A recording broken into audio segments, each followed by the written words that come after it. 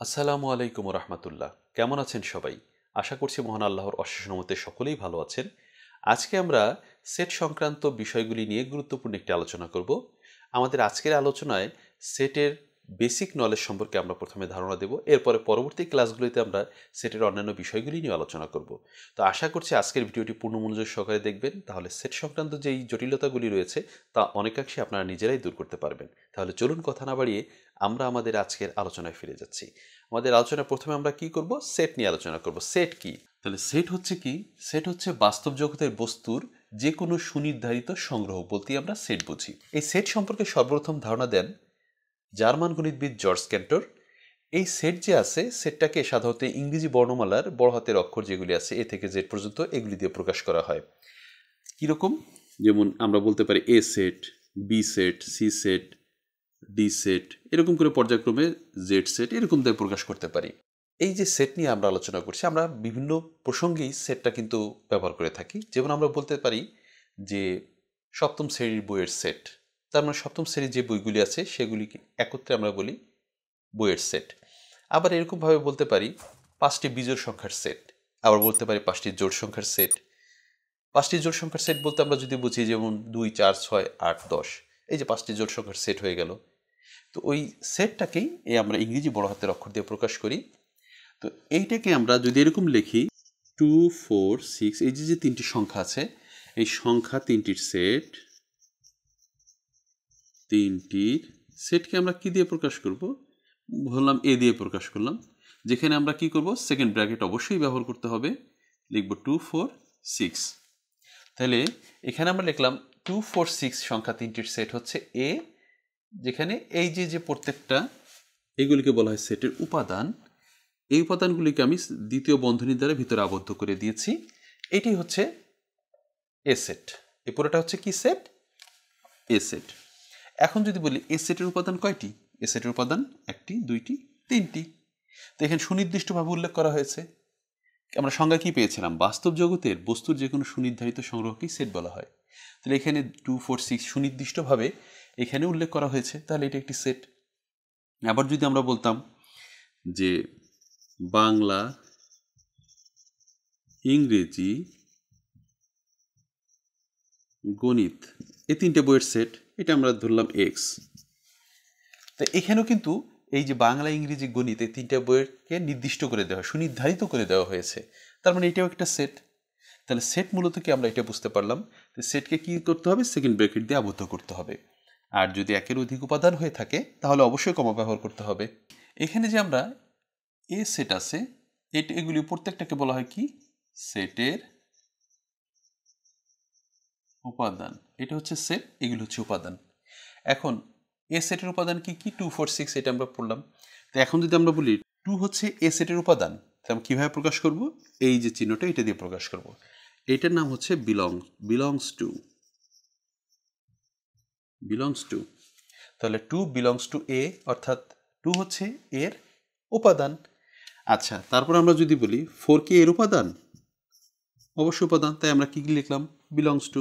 এটাকে কি বলে? Belongs to. 4 বিলংস টু এ, বা 4 হচ্ছে এর উপাদান, এটা আমরা বলতে পারি। কিন্তু যদি আমরা এরকম দিতাম 8 কি এর উপাদান? না, 8 কিন্তু এখানে নেই, এখানে আছে 2, 4, 6। তাহলে 8 যেহেতু নেই, তাহলে আমরা এখানে কি লিখতে পারি? আমরা এখানে লিখতে পারি 8 এর উপাদান নয়। তাহলে আমরা সেখানে কি ব্যবহার করব? এই চিহ্নটা ব্যবহার করব। এই চিহ্নটাকে কি বলা হয়? এই চিহ্নটাকে বলা হয় ডাজ নট বিলং টু। এটা হলো ডাজ নট বিলং টু। তাহলে 2 এর সদস্য, 4 এর সদস্য, 8 কিন্তু এর সদস্য নয়, তাই আমরা এই চিহ্নটা ব্যবহার করেছি। এটা আমরা ভালো করে মনে রাখবো। এখন আমরা আলোচনা করব সেট প্রকাশের পদ্ধতি নিয়ে। সেট প্রকাশের পদ্ধতি, সেট প্রকাশের পদ্ধতি। সেট প্রকাশের পদ্ধতি মূলত দুই ধরনের হয়ে থাকে। একটা হচ্ছে তালিকা পদ্ধতি, একটা হচ্ছে সেট গঠন পদ্ধতি। প্রথমটার নাম কি বলি আমরা? তালিকা পদ্ধতি। ইংরেজিতে যেটার নাম হচ্ছে tabular method or roster method আর একটা হচ্ছে সেট গঠন পদ্ধতি, যেটির ইংরেজি নাম হচ্ছে set builder method or rule method. এখন প্রশ্ন হতে পারে তালিকা পদ্ধতিটা কি? তালিকা পদ্ধতি বলতে বুঝি আমরা যে পদ্ধতিতে উপাদান সমূহকে সুনির্ধারিতভাবে এবং সুনির্দিষ্টভাবে উল্লেখ করা থাকে সেটি হচ্ছে তালিকা পদ্ধতি। কীরকম? আমরা যদি বলি a ইজ ইকুয়াল টু 2 4 6, এখানে কি উপাদানগুলি সুনির্দিষ্টভাবে উল্লেখ করা আছে? এরকমভাবে যদি উল্লেখ করা থাকে সেটাকে আমরা বলব তালিকা পদ্ধতি, যেটাকে ইংরেজিতে বলি টেবুলার মেথড আর রোস্টার মেথড, একই কথা। আর সেট গঠন পদ্ধতিটা কি? এখন এই তালিকা পদ্ধতিতে উপাদানসমূহ যদি একের অধিক হয় সেক্ষেত্রে আমরা কি ব্যবহার করেছি? কমা ব্যবহার করেছি। যদি একটা থাকতো তাহলে কিভাবে লিখতাম? ধরলাম একটা উপাদান যদি থাকতো তাহলে আমরা লিখতাম শুধু 2। আর যেহেতু একের অধিক উপাদান রয়েছে তাই আমরা কি করেছি? কমা ব্যবহার করেছি। সেট গঠন পদ্ধতিটি তালিকা পদ্ধতির সম্পূর্ণই বিপরীত বলা যায়, কারণ তালিকা পদ্ধতিতে উপাদানসমূহ সুনির্দিষ্টভাবে উল্লেখ করা থাকে, কিন্তু সেট গঠন পদ্ধতিতে এরকমভাবে উপাদানগুলি সুনির্ধারিতভাবে উল্লেখ থাকে না, কিন্তু কিছু বৈশিষ্ট্য বা ধর্মের উল্লেখ থাকে, যেটার মাধ্যমে আমরা বুঝতে পারি যে সেটা সেট গঠন পদ্ধতি। কেমন সেটা আমরা উদাহরণ দিয়ে বোঝাচ্ছি। এই যে আমরা উদাহরণটা দেখতে পাচ্ছি, a is equal to second bracket x, এই যে চিহ্নটা আছে এটাকে বলা হয় ইংরেজিতে, বাংলায় বলা হয় যেন, ইংরেজিতে বলা হয় সাচ দ্যাট। এই যে যেন এক্স একটি ইংরেজি বর্ণ। এখন বর্ণটা যে কোনটাই হতে পারে, এ হতে পারে, বি হতে পারে, সি হতে পারে। আর আমরা মনে রাখবো ভিতরে যেই উপাদানগুলি থাকবে সেগুলি কখনোই ইংরেজি বড় হাতের অক্ষরে আমরা লিখব না, কারণ ইংরেজি বড় হাতের অক্ষরে লেখা হয় কোনটাকে? সাধারণত সেটটাকে লেখা হয় বড় হাতের অক্ষরে, আর উপাদানগুলিকে আমরা ছোট হাতের অক্ষর ব্যবহার করব। এছাড়া অন্যান্য যে কোনো কিছুই ব্যবহার করা যাবে, তবে আমরা ইংরেজি বড় হাতের অক্ষরটা অবশ্যই ব্যবহার করব না। তো যেখানে এই ইকুয়াল টু কি দেওয়া আছে এক্স, এক্স যেন, এক্স হচ্ছে একটি ইংরেজি বর্ণ, যেটাই হতে পারে, ধরে নিলাম এটা পি হতে পারে। এই উদাহরণটায় আমাদের উপাদানসমূহকে সুনির্ধারিতভাবে উল্লেখ করা নেই, কিন্তু পরবর্তী উদাহরণটায় কিন্তু সুনির্ধারিতভাবে উল্লেখ করা আছে। তো এরকম যদি উল্লেখ করা থাকে তাহলে সেটাকে আমরা বলি কি পদ্ধতি? অবশ্যই তালিকা পদ্ধতি। আর যখন এই যে ধর্মটা একটি ইংরেজি বর্ণ, এটা একটা ধর্ম বা বৈশিষ্ট্য বলতে পারি, এরকম ধর্ম বা বৈশিষ্ট্য উল্লেখ থাকবে, তখন সেটি হয়ে যাবে সেট গঠন পদ্ধতি, যেটাকে আমরা ইংরেজিতে বলি সেট বিল্ডার মেথড বা রুল মেথড। এবার আমরা আরও দুইটি সেট সম্পর্কে জানবো। একটা হচ্ছে অসীম সেট আর একটা হচ্ছে সসীম সেট। সসীম সেট যেটাকে বলি ফাইনাইট সেট, একটা হচ্ছে অসীম সেট বা ইনফাইনাইট সেট। আমরা এই দুইটা সেট সম্পর্কে জানবো। সসীম, সসীম বলতে কি বুঝি? যেটা সীমানা নির্দিষ্ট আছে। যদি নির্দিষ্ট সীমানা থাকে, মানে উপাদান সময় নির্দিষ্ট পরিমাণ থাকে, তখন সেটাকে আমরা বলি সসীম সেট। কিন্তু যদি নির্দিষ্ট কোনো পরিমাণ থাকে না, অগণিত কতগুলি তার শেষ করা যাবে না, গুণে শেষ করা যাবে না, সেটাকে আমরা বলি অসীম সেট। কীরকম একটা উদাহরণ দিই তাহলে আমাদের বুঝতে সুবিধা হবে। যেমন আমরা যদি এরকম বলি একটি সেট যেখানে আমরা বলি 2 4 6 8, আবার আরেকটা যদি আমরা ধরি B 2 4 6 8 dot dot dot dot. এখন এই যে দুইটা উদাহরণ আমরা উল্লেখ করলাম, এখানে কি দেখতে পাচ্ছি? এর উপাদান কয়টি?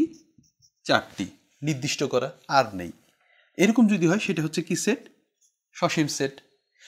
আর পরের উদাহরণটা আমরা দেখতে পাই বি ইজ ইকুয়াল টু 2 4 6 8, এরকম করতে করতে অগণিত পর্যন্ত, কোথায় শেষ হবে তার কোনো পরিসমাপ্তি নেই। তাহলে এটা হচ্ছে কি সেট? এটা হচ্ছে অবশ্যই অসীম সেট। এখন তাহলে এটা কোনো যেহেতু শেষ নেই, এখন যদি এরকম বৈশিষ্ট্য এইভাবে দেওয়া থাকে আমাদের বুঝতে তো খুব সহজ হয়ে যায় কোনটা সসীম সেট কোনটা অসীম সেট। কিন্তু যদি একটু পরিবর্তন করে দেয়, যেমন a is equal to x, যেন এক্স বিজোড় স্বাভাবিক সংখ্যা। আবার যদি দেয় b is equal to x, যেন এক্স এক্স মৌলিক সংখ্যা এবং এক্সটা 11 থেকে ছোট। আমরা দুইটি উদাহরণ খেয়াল করি। একটা হচ্ছে a is equal to second bracket x, যেন এক্স হচ্ছে বিজোড় স্বাভাবিক সংখ্যা। আর একটা উদাহরণ হচ্ছে b is equal to second bracket x, x যেন এক্স হচ্ছে মৌলিক সংখ্যা, যেখানে এক্স এর মানটা অবশ্যই কি হবে, 11 থেকে ছোট হবে। তো এখন উপরের উদাহরণ থেকে আমরা কি বুঝতে পারি? উপরের উদাহরণ থেকে আমরা বুঝতে পারি এক্স এর যে মানটা আছে, যে উপাদানগুলি হবে, এক্স এর যে মানটা হবে সেটা কি হবে, বিজোড় স্বাভাবিক সংখ্যা হবে। এখন বিজোড় স্বাভাবিক সংখ্যা বলতে আমরা কি বুঝি? 1, 3, 5, 7। এখানে যেহেতু কোনো পরিসমাপ্তি দেওয়া নেই, তার মানে এটা কি, অগণিত হবে। তাহলে যেহেতু এটা কোনো সীমা নেই, মানে সীমানা নেই, অসীম পর্যন্ত, তাহলে অসীম সেট হবে, এটা দেখে বুঝতে পারছি এখন। তাহলে এই বৈশিষ্ট্যটাও যা বোঝাচ্ছে এটাও তাই বোঝাচ্ছে। পরেরটা কি বলে দিয়েছে? পরেরটা বলা হয়েছে b is equal to x, x যেন হচ্ছে মৌলিক সংখ্যা। এটি পর্যন্ত কিন্তু ঠিক আছে, মৌলিক সংখ্যা। মৌলিক সংখ্যা কি? যে সংখ্যাগুলিকে এক এবং ওই সংখ্যা ছাড়া অন্য কোনো সংখ্যা দিয়ে ভাগ করা যায় না, সেটাই হচ্ছে মৌলিক সংখ্যা। তো এখানে মৌলিক সংখ্যাটা উল্লেখ করা আছে, এবং মৌলিক সংখ্যাটা কি হবে? মৌলিক সংখ্যাটা হচ্ছে 11 থেকে ছোট হবে।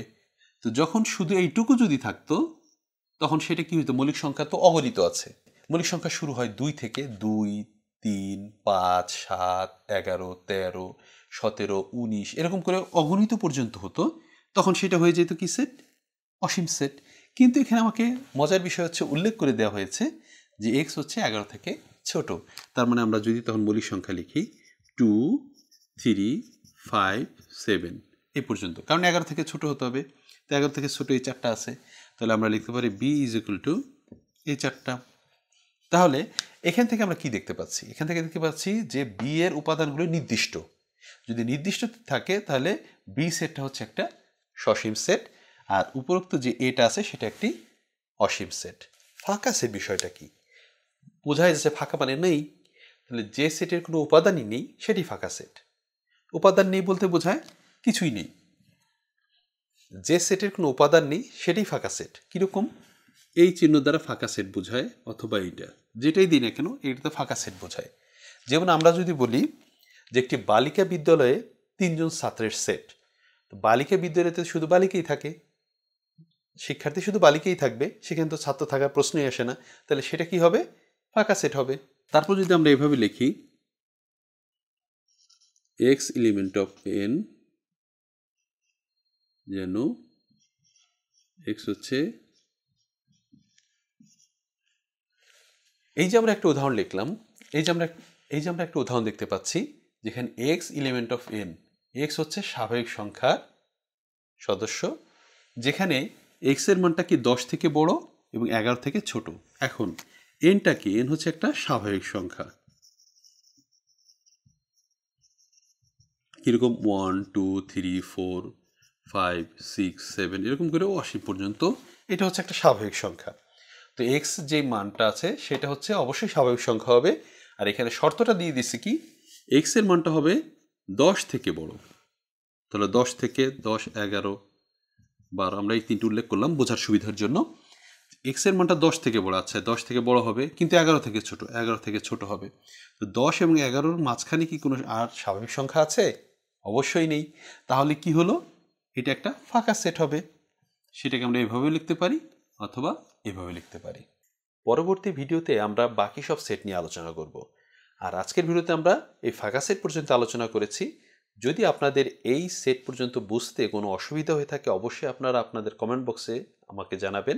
আমি চেষ্টা করব পরবর্তীতে আপনাদের যেই জিনিসগুলি বুঝতে অসুবিধা হয়েছে সেগুলিকে ক্লিয়ার করে দিতে। তাহলে আজকে এ পর্যন্তই। ভিডিওটি ভালো লেগে থাকলে লাইক, কমেন্ট, শেয়ার করবেন এবং অবশ্যই চ্যানেলটিকে সাবস্ক্রাইব করবেন। আল্লাহ হাফেজ।